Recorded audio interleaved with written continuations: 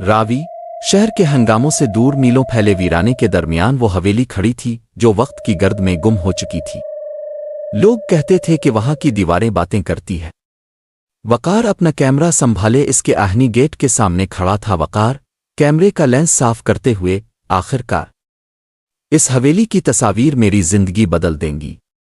لوگ اسے آصف زدہ کہتے ہیں، میں اسے آرٹ کہتا ہوں۔ چوکیدار ایک کانپتی ہوئی بھاری آواز میں، او واپس چلے جاؤ بیٹا، یہاں سے صرف تصویریں نہیں جاتی، یہاں سے روحیں بھی چھین لی جاتی ہیں۔ وقار ہنستے ہوئی، بابا جی میں ان باتوں پر یقین نہیں رکھتا، میں بس اندر کے فن تعمیر، آرکیٹیکچر کی تصاویر لینا چاہتا ہوں۔ چوکیدار فن تعمیر؟ جس حویلی کی بنیادوں میں خون شامل ہو وہاں فن نہیں، صرف عبرت ملتی ہے۔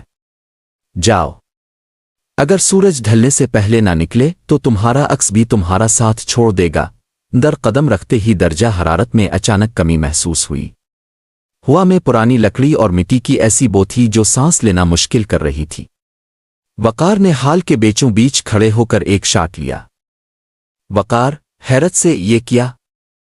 کیمرے کے ویو فائنڈر میں یہ تیسرا ہاتھ کہاں سے آ رہا ہے؟ وقار گردن گھماتا ہے مگر وہاں کوئی نہیں ہوتا۔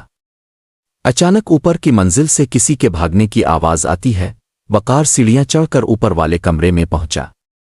وہاں ایک قدن آدم آئینہ لگا تھا۔ آئینے پر جمی دھول کے پیچھے اسے ایک عورت کا عکس نظر آیا۔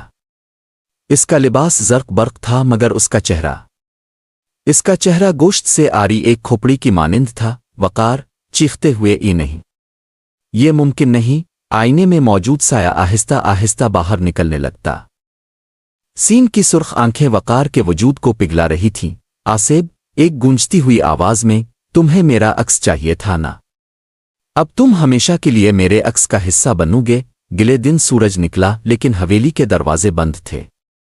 وقار کی گاڑی باہر دھول میں اٹی کھڑی تھی۔ حویلی کے اسی کمرے میں اس قدیم آئینے کے سامنے وقار کا کیمرہ پڑا تھا۔ جب گاؤں والوں نے ڈرتے ڈرتے کیمرہ اٹھایا اور آخری تصویر دیکھی تو ان کی چیخیں نکل گئیں۔ تصویر میں وقار حویلی کے حال میں اکیلا نہیں کھڑا تھا بلکہ اس کے کندھوں پر ایک سفید ہڈیوں والے ہاتھ نے مضبوط گرفت کی ہوئی تھی، اور آئینے میں وقار کا عکس نہیں بلکہ ایک خالی فریم تھا۔